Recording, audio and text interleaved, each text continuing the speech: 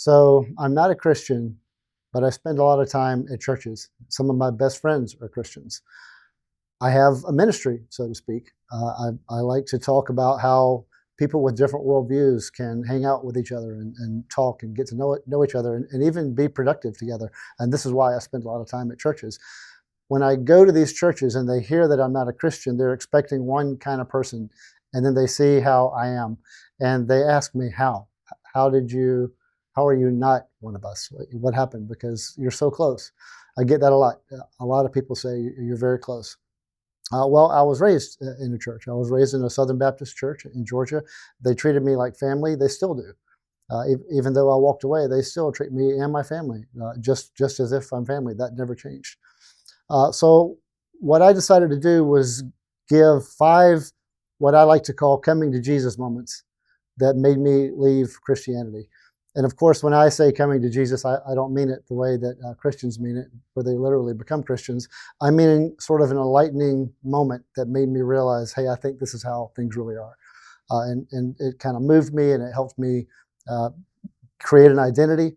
And so I thought, okay, I'm going to say what these 5 moments were that led me to my current worldview now.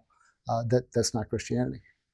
Okay, so the very first one was that there were questions that I had as a kid, as a teenager in my church about the Bible, and we can say some of the violent passages in the Old Testament. They were contradictory to the way I was taught that God is.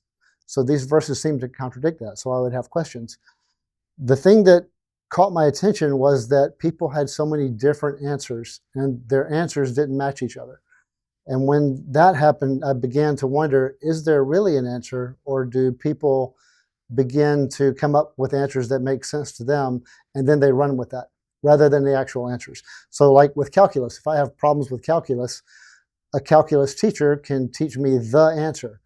And with Christianity, I think sometimes people talk to me in that same way, as if like, oh, yeah, this is the answer. But then I can meet someone else with a completely different way of looking at it. So contradictory that if this Christian is right, then this Christian can't be right. Not only that, but these Christians will still hold tight to what they think Christianity means or what those answers are.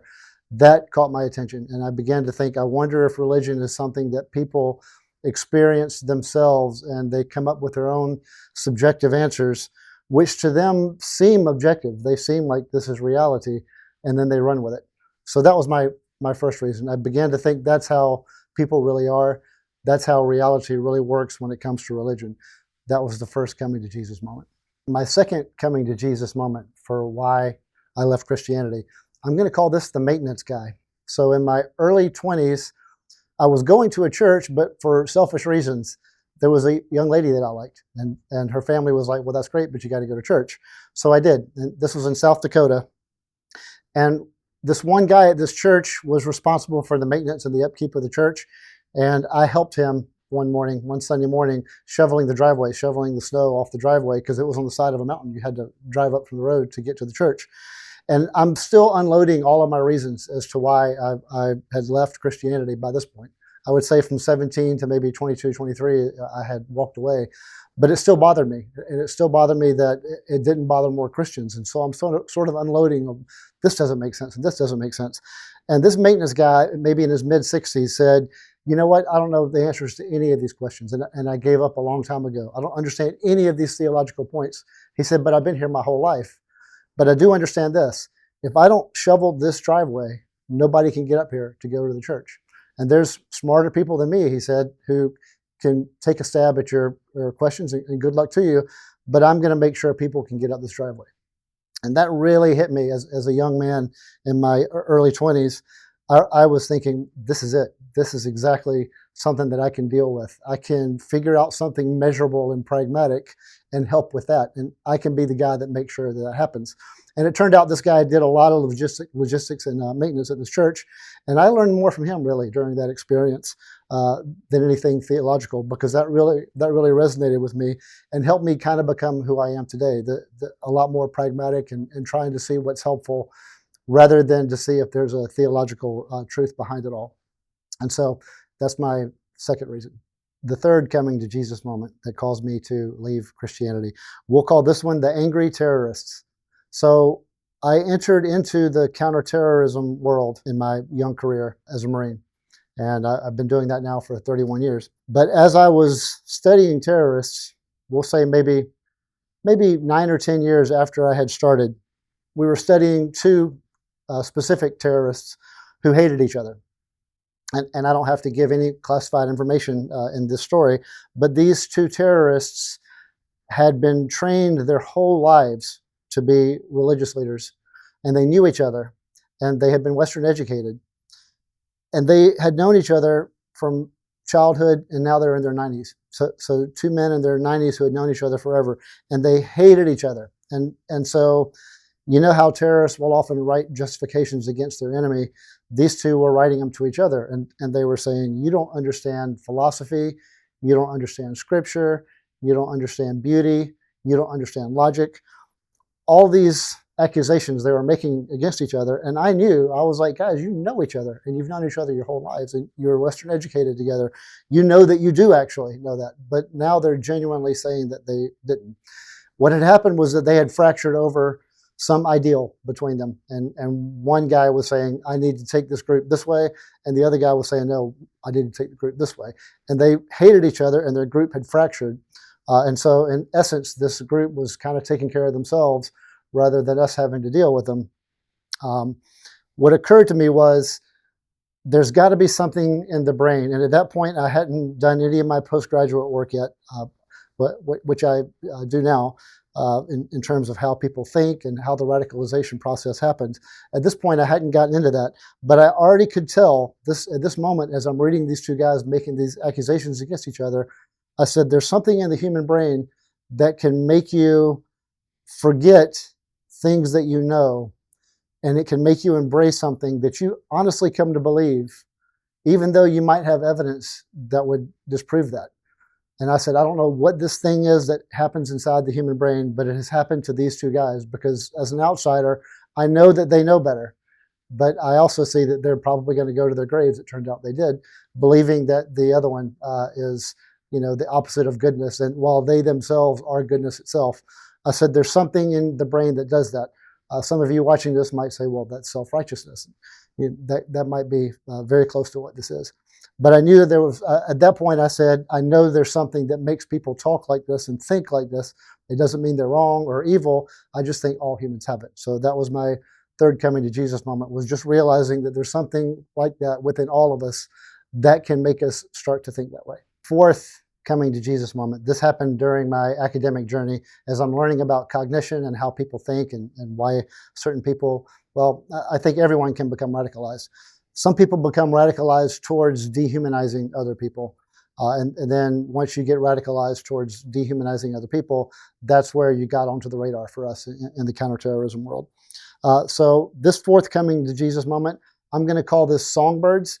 And then the subtitle of it is Meaning and Morality. So you might or might not know that songbirds, biologically, when they're born to get ready to sing a song. So the songbirds have a song within their community, and they identify with that song. But when a songbird is born, even though that biology, that physical biology might not yet exist when the bird is born, he's doomed. He is going to sing that song. That physiology and biology is going to form within him. And then he is going to grow up to sing that song. So the moment that songbird is born, he is postured to sing that song. That's the first thing. The second thing is that song is already waiting on him. So as soon as he's born, he's not thinking about the song. He's thinking about, where's my mom? Why is it cold? But that song, the other adults in the community are already singing it. So it kind of hovers above that community, sort of this metaphysical reality. I can't hold that song and show it to you, but it does exist. It's no less real.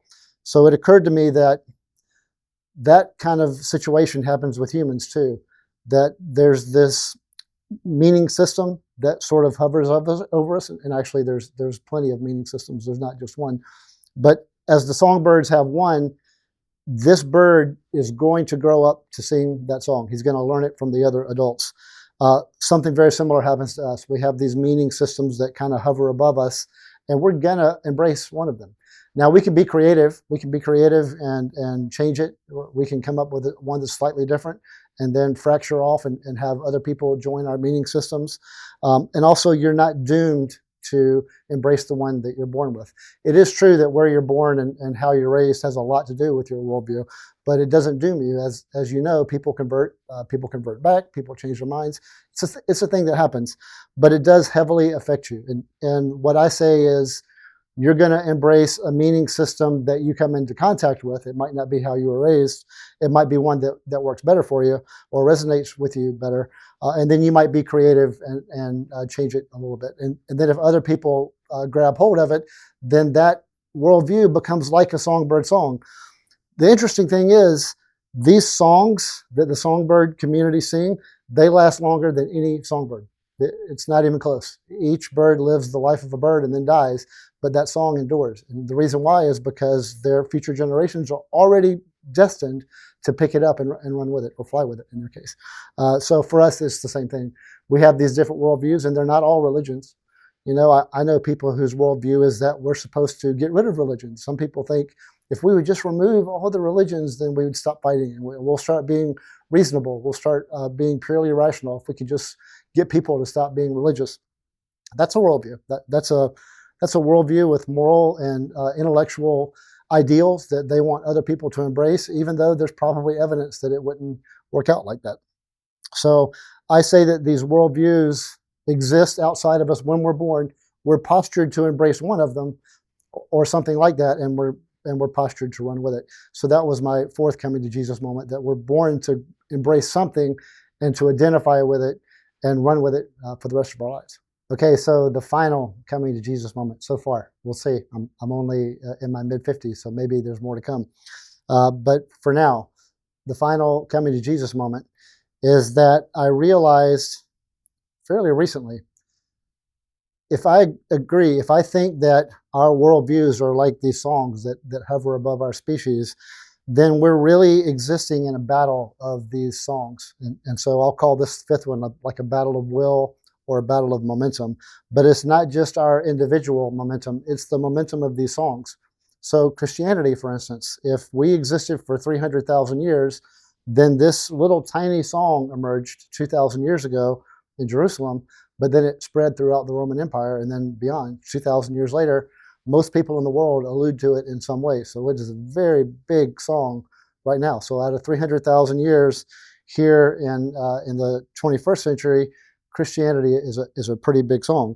Will it remain the biggest? Does that even affect whether or not it's true? I don't know. But I see reality as a battle of these worldviews that's kind of hovering above us.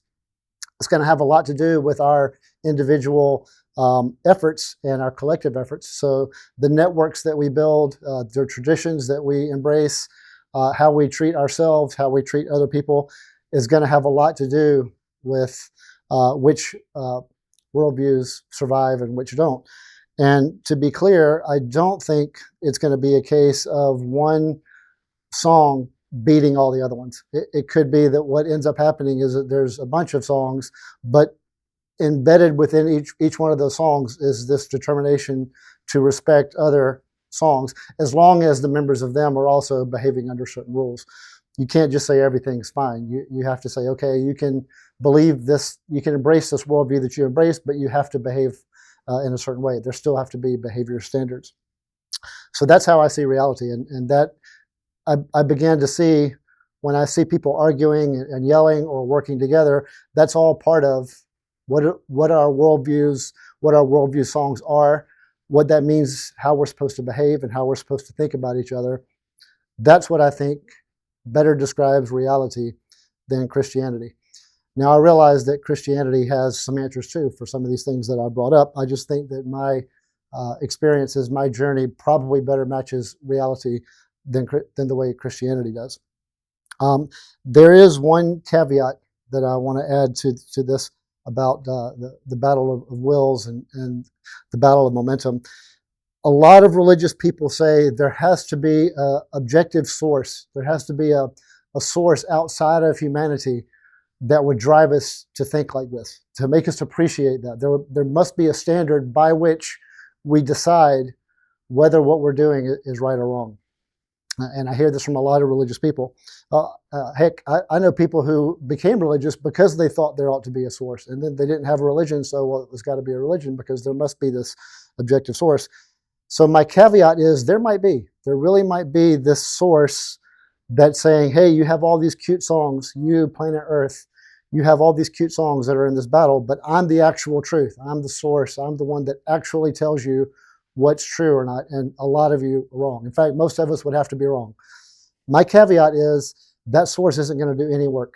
He's not going to step forward and say, I declare these are wrong and you're right. I'm now going to reward you and I'm now going to make you guys go away. Never going to happen. The winning worldviews are going to come down to the ones who are still here. So I say that the standard by which we know, well, I can't say whether it's right or wrong, but the standard isn't really about right or wrong. The standard is whether or not you're still here or not.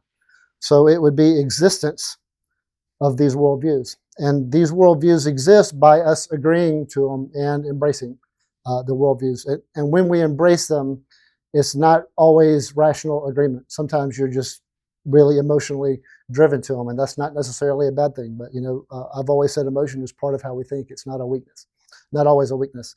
So I say the way we embrace the worldview is part of that standard by which, and then whether the worldview exists or not is the other part. You have to embrace it. Enough people have to embrace a worldview, and then that worldview has to continue existing. And then as time goes forward, some of these worldviews are going to disappear and new ones are going to emerge. That's the standard, is whether you're still here or not. If there really is, and some people say, nope, it's got to be different than that. It's got to be a source external to human minds, outside of us, directing us from outside. If that's the case, it's not going to do any work. It's just going to exist, and it's not going to be helpful to you. So your worldview, people who believe in this external source, your worldview could disappear. It wouldn't make it false, but it would mean that it could disappear. And if it disappears, then of what use is it if no one's talking about it?